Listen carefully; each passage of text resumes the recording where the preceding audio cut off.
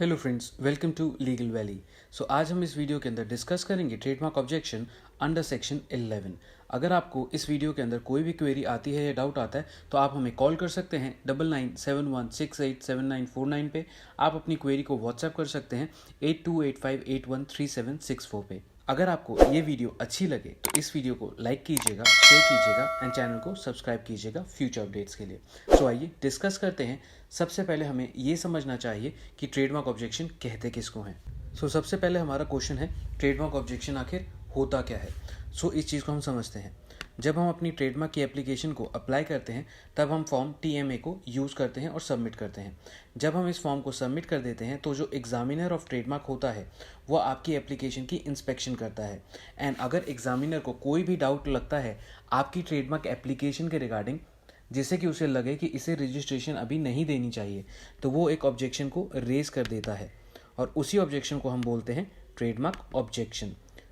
Trademark objection वो objection होता है जो डिपार्टमेंट मतलब ट्रेडमार्क डिपार्टमेंट आपको रेज करके देता है आपकी ट्रेडमार्क एप्लीकेशन के अगेंस्ट में। अब एक और कॉन्सेप्ट आता है ऑपोजिशन का। ऑपोजिशन क्या होती है? जब डिपार्टमेंट आपकी एप्लीकेशन को अपनी एक्सेप्टेंस दे देता है, उसके बाद कोई थर्ड पार्टी पब्लिक में से अगर आपकी फाइल को अपोज कर दे या फिर ऑब्जेक्ट कर दे तो उसे बोला जाएगा ऑपोजिशन। अब देखिए, ट्रेडमार्क ऑब्जेक्शन जो होता है वो होता किन ग्राउंड्स के ऊपर है। तो ट्रेडमार्क ऑब्जेक्शन रेज होने के अलग अलग ग्राउंड्स होते हैं, जैसे कि एक आपका हो सकता है सेक्शन 9 का, दूसरा हो सकता है आपका सेक्शन 11 का, या फिर एक ऑब्जेक्शन होता है अदर ऑब्जेक्शन जो कि क्लैरिकल मिस्टेक से रिलेटेड होता है। आप अपनी ट्रेडमार्क एप्लीकेशन के अंदर अपनी डिटेल्स के अंदर कोई एरर कर दें तो उसे क्लैरिकल मिस्टेक में कवर किया जाता है। अगर अपनी गुड्स की डिस्क्रिप्शन या फिर सर्विस की डिस्क्रिप्शन के अंदर कोई गलती करते हैं तो भी उसे क्लैरिकल मिस्टेक माना जाता है और आपको फॉर्म TMM का दे दिया जाता है ऑल्ट्रेशन करने के लिए। इसके अंदर अगर क्लैरिकल मिस्टेक है तो आपको फॉर्म TMM सबमिट करने को बोला जाता है विद फीस, जिससे कि आपकी एप्लीकेशन फॉर्म जो है ट्रेडमार्क का उसको करेक्ट किया जा सके। आते हैं नेक्स्ट स्लाइड पे। अगर आपको अभी भी कोई भी क्वेरी है या फिर कोई कन्फ्यूजन है तो आप हमें डायरेक्टली कॉल कर सकते हैं 99716879 पे। आप अपने क्वेरी को हमें व्हाट्सएप कर सकते हैं 8285813764 पे। आप हमारी वेबसाइट को भी चेक कर सकते हैं जो कि है www.legalvalley.in। आप अपनी क्वेरी को हमें ईमेल भी कर सकते हैं official@legalvalley.in पे। अब नेक्स्ट क्वेश्चन आता है कि आपको अगर ट्रेडमार्क ऑब्जेक्शन दे दिया जाता है तो वो दिया किस में जाता है? तो वो आपको दिया जाता है एग्जामिनेशन रिपोर्ट के अंदर। आज हम एनालाइज करेंगे examination report under section 11(1) of the trademark act 1999। इस एप्लीकेशन के अंदर जब आपको एग्जामिनेशन रिपोर्ट इशू की जाती है तो उसके अंदर आपको आपके डिपार्टमेंट के बारे में बताया जाता है, जैसे कि ये एप्लीकेशन अभी मुंबई ब्रांच हैंडल कर रही है। आपको ये पता चल गया कि आपकी हैंडलिंग ब्रांच है कौन सी एग्जामिनेशन रिपोर्ट से। देन आपके एग्जामिनेशन रिपोर्ट का एक डेट और एक टाइम दिया जाता है।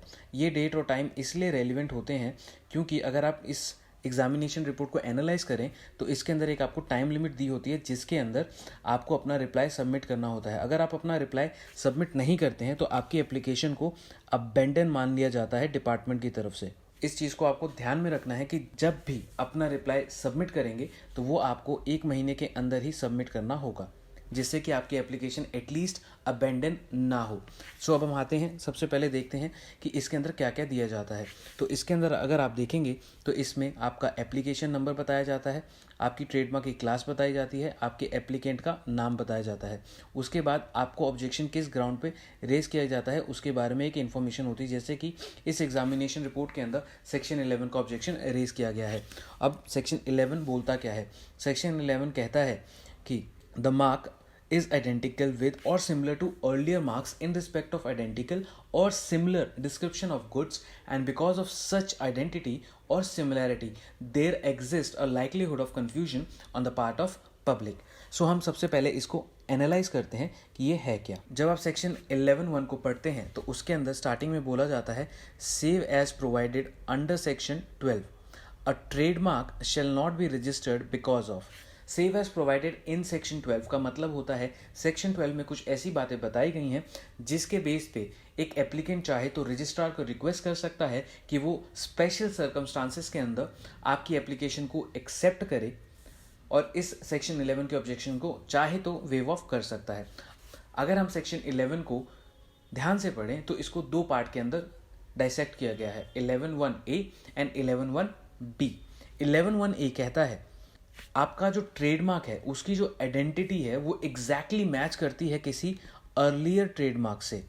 साथ में आपको एक और चीज़ देखनी है, एंड का फीचर दिया गया है। एंड का मतलब होता है जो पॉइंट नंबर 1 है, मतलब identity with an earlier trademark, plus जो उस मार्क के गुड्स की डिस्क्रिप्शन है या सर्विस की डिस्क्रिप्शन है वो मिलती जुलती है, तो वो 11(1)(a) के अंदर फॉल करेगा। अब अगर आपका ट्रेडमार्क थोड़ा बहुत मिलता है किसी अर्लियर ट्रेडमार्क से, साथ में एंड जो उसकी आइडेंटिटी मतलब गुड्स की या सर्विस की डिस्क्रिप्शन है वो या तो एग्जैक्टली मैच है या फिर थोड़ी बहुत मिलती जुलती है, तो आपके ऊपर 11(1)(b अप्लाई कर जाएगा। अब इन दोनों में से कोई भी ऑब्जेक्शन लगता है तो उसकी वजह से कंफ्यूजन होती क्या है? सो उसकी वजह से पब्लिक के अंदर कंफ्यूजन हो जाती है मार्क को लेकर के, या फिर पब्लिक जो है आपके ट्रेडमार्क को अर्ली ट्रेडमार्क से एसोसिएट ना कर ले, इसलिए सेक्शन 11 को अप्लाई किया जाता है, जिससे कि पब्लिक की सेफ्टी देखी जाए, पब्लिक को एक अच्छा प्रोडक्ट मिले, एक बाइज्ड और डुप्लीकेट प्रोडक्ट से बचाने के लिए सेक्शन 11(1) को लाया गया था। सो हमने 11(1) में सबसे ज़्यादा देखा कि सेक्शन 12 के बारे में जिक्र है, देन सेक्शन 11(1)(a) के बारे में बताया गया जिसके अंदर identical mark and similar goods के बारे में डिस्कशन की गई। जैसे अब सेक्शन 11(1)(b) है, उसके अंदर हमने सिमिलर मार्क प्लस सिमिलर और आइडेंटिकल गुड्स और सर्विस के रिगार्डिंग थोड़ा बहुत डिस्कस करा। अब हम सेक्शन 12 को थोड़ा सा एनालाइज कर लेते हैं और आगे बढ़ेंगे जल्दी से। सो सेक्शन 12 बोलता है कि एक एप्लीकेंट को रजिस्ट्रेशन के लिए हाँ कर देगा रजिस्ट्रार, और वो भी अगर उसका ट्रेडमार्क किसी अर्लियर ट्रेडमार्क से मिलता हुआ हो तो भी रजिस्ट्रार चाहे तो उसको स्पेशल सर्कमस्टांस के अंदर कवर कर दे, तो वो अपनी एक्सेप्टेंस दे सकता है नए एप्लीकेंट को। बस उस एप्लीकेंट को ये प्रूफ करना है कि वो ऑनेस्ट कॉन्करेंट यूज़ कर रहा है। तो आप यहाँ देखेंगे ये एप्लीकेंट है, इसने एक फ्रेश एप्लीकेशन दी जिसके अंदर इसने बताया कि ये अपने ट्रेडमार्क को इस्तेमाल करता हुआ आ रहा है। अब रजिस्ट्रार ने चेक करा कि उसके ओपिनियन के हिसाब से क्या इसका यूज़ जो है वो ऑनेस्ट है, साथ में क्या ये स्पेशल सर्कमस्टांस के अंदर फॉल करता है। तो रजिस्ट्रार ने बोला येस ये फॉल करता है। अगर रजिस्ट्रार सेटिस्फाइड है तो अगर मोर देन 1 प्रोप्राइटर्स हुए ट्रेडमार्क के तो रजिस्ट्रार चाहे तो वो अपनी एक्सेप्टेंस दे करके ट्रेडमार्क को रजिस्टर कर सकता है। अब हम समझते हैं सेक्शन 11(1)(a) को डिटेल के अंदर। सो 11(1)(a) के अंदर 3 पॉइंट्स बोले गए।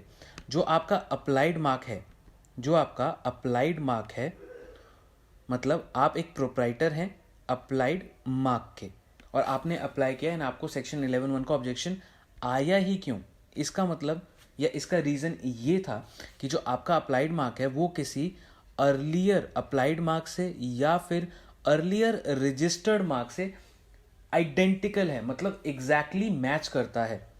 तो रजिस्ट्रार इस चीज़ को चेक करता है कि क्या आपका मार्क एग्जैक्टली मैच कर रहा था। जी हाँ, आपका जो मार्क है वो मैच कर रहा है। साथ में जो आपने गुड्स की या सर्विस की डिस्क्रिप्शन दी है क्या वो थोड़ी बहुत भी मिलती जुलती है।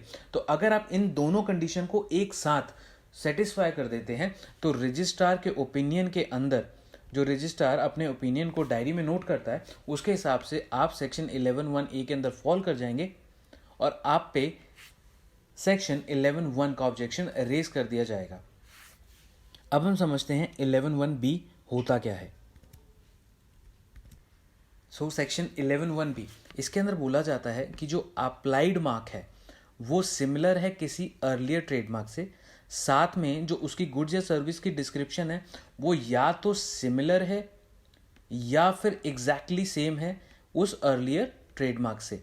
इसको हम इस एग्जाम्पल के थ्रू समझते हैं। अब रजिस्ट्रार आपकी एप्लीकेशन को चेक कर रहा था, उसने देखा कि आपका अप्लाइड मार्क है क्या। अब उसने अपनी डायरी में नोट करना शुरू किया कि क्या आपका मार्क जो है वो किसी से सिमिलर हो रहा है। उसने नोट करने की कोशिश करी कि आपके मार्क को किसी और मार्क से मिलाया और उसने देखा कि क्या ये सिमिलर है किसी मार्क से, तो उसने बोला येस ये सिमिलर है।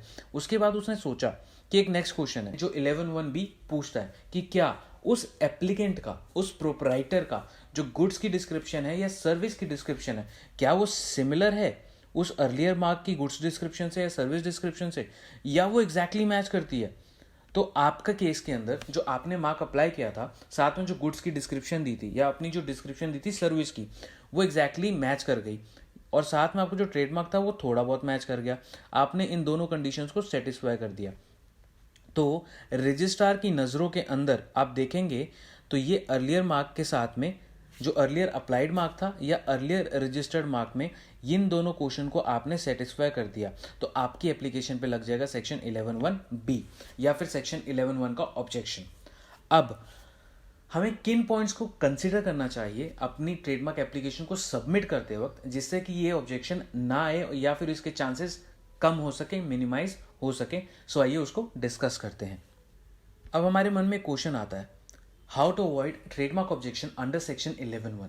सो हमें ये ध्यान से सोचना चाहिए कि जब भी हम अपने ट्रेडमार्क का नाम सिलेक्ट कर रहे होते हैं, चाहे वो वर्ड मार्क कैटेगरी के अंदर हम सोचें या फिर हम उसे सोचें डिवाइस मार्क कैटेगरी के अंदर, हमें उसको हमेशा इंस्पेक्ट करना चाहिए डिफरेंट एंगल से, जिससे कि हम ये अवॉइड कर सकें कि वो किसी से एग्जैक्टली मैच कर जाए या फिर वो थोड़ा बहुत भी मैच कर जाए।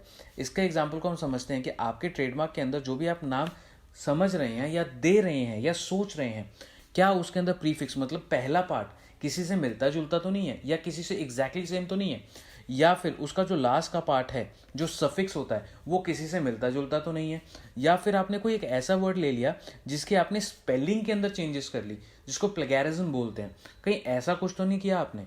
अगर आपने ऐसा कुछ सोचा है तो इसको अवॉइड कीजिएगा, नहीं तो आपके अंदर जो ट्रेडमार्क एप्लीकेशन है उसके अंदर सेक्शन 11 का ऑब्जेक्शन आ जाएगा। अब देखिए, जो ट्रेडमार्क है उसके अंदर कभी भी आप मिस स्पेलिंग ना करें किसी रजिस्टर्ड मार्क के साथ। सपोज आपने अपोलो ट्रेडमार्क देना था, सो आपने अपोलो की जगह अकोलो लिख दिया, तो इस टाइप की जो ट्रेडमार्क की इनोवेशन जो होती है उस चीज़ को आप अवॉइड कीजिएगा। साथ में आपको जब भी अपनी ट्रेडमार्क की गुड्स की डिस्क्रिप्शन डाल रहे होते हैं तो वो यूनिक होनी चाहिए। ट्राई करें कि वो किसी और अप्लाइड मार्क से सिमिलर ना हो या फिर वो किसी अप्लाइड मार्क से आइडेंटिकल ना हो, मतलब कि जो रजिस्टर्ड मार्क है या फिर कोई भी आपसे पहले का अप्लाइड मार्क है उससे सिमिलर या आइडेंटिकल ना हो। साथ में जो आप अपनी ट्रेडमार्क को दे रहे हैं या फिर उस ट्रेडमार्क की गुड्स की डिस्क्रिप्शन, यहाँ पे आपने इंडिविजुअल लेवल पे सोचा गुड डिस्क्रिप्शन का, अब यहाँ पे आपको कंबाइंड लेवल पे आपने ट्रेडमार्क की गुड डिस्क्रिप्शन को तो सोच लिया, आपने ट्रेडमार्क को भी सोच लिया, अब आपको इन दोनों को कंबाइंड करके सोचना है कि क्या ये किसी से मिलते जुलते तो नहीं है। अगर आपका आंसर येस आ रहा है तो आपको दोबारा से ट्रेडमार्क के बारे में सोचना पड़ेगा। अगर आपका आंसर नो है तो आप अपनी एप्लीकेशन को सबमिट कर सकते हैं, आपके कम चांसेस रहेंगे सेक्शन 11(1) के ऑब्जेक्शन आने के।